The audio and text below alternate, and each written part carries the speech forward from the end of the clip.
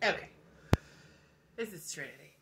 I made a mistake. I'm realizing something here.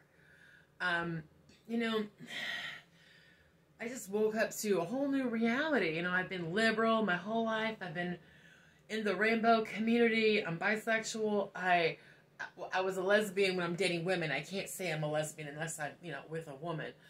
So, technically. But, I've known a lot of transgender people throughout my life. Some that I really care a lot about. Some people, they're like family. And then, there's some other transgender people I've met that I did not care for. It's like, any other group of people. There's some people that I like and some people that I don't like. And there's some people that scare me. But like waking up to this political, this gender ideology that is looking like a cult to me. And now that I've been exposed to things like horrific pictures of young girls being mutilated, it's happening. I don't think people realize. And okay, so what I learned, it's not my job to force my agenda onto other people. That's not helpful, okay? Just because I see a problem and I'm upset doesn't give me the right to go and attack other people. See, I made a mistake. There's this YouTuber who is a transgender man who had transitioned much later in life. She's like 50. And she's actually she seems to be a very happy, healthy person. And I didn't want to be rude. But my concern was like, well, she writes fan fiction, but she's not gonna read the erotic fan fiction because she didn't want her YouTube channel, taken down. But and she's not in a relationship, so she does have some issues. But in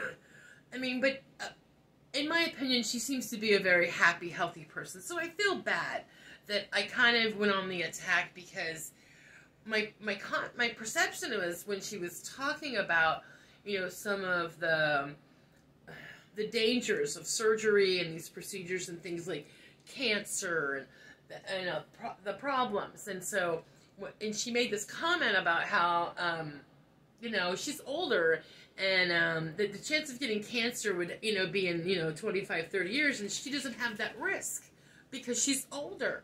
So she'll be dead anyway, so she doesn't have to worry about cancer. And my issue was that, your story and all of your videos where you're talking about, how great your life is and how happy you are with your transition, I'm happy for you. I don't want to tear you down. The thing is that your story gives young people the idea that they can do all these things and make all these alterations to their body, and they might regret it. I mean, you're older and you're not going to get cancer because you'll be dead in 30 years, so that risk isn't a problem for you, but that risk is a problem for younger women. And I guess it's just really difficult for me because I feel I'm being called a radical feminist, but it's women that I'm actually angry at the women calling me this because it's like you're encouraging this for younger girls. Just because you don't see that your risk for cancer is going to happen because you're older doesn't mean that the younger girls that you're influencing aren't going to have those risks that you talk about. And so, I don't know. I can't comment on people for a while because I need to let it go. I need to do other things probably. I guess, I don't know. I'm happy because I realized, I don't need to fight this battle. This thing is way bigger than me. It's not just about one person. I mean, I don't need to rant and rave about how angry I am about bathrooms and children being harmed by all this. As much as I want to go rage and protest, it may not be healthy for me to do that, and it may not even change anything because I don't see an end to this train, which makes me even angrier. But at the same time, what do I want to say? What are the words? Let me think of my words better.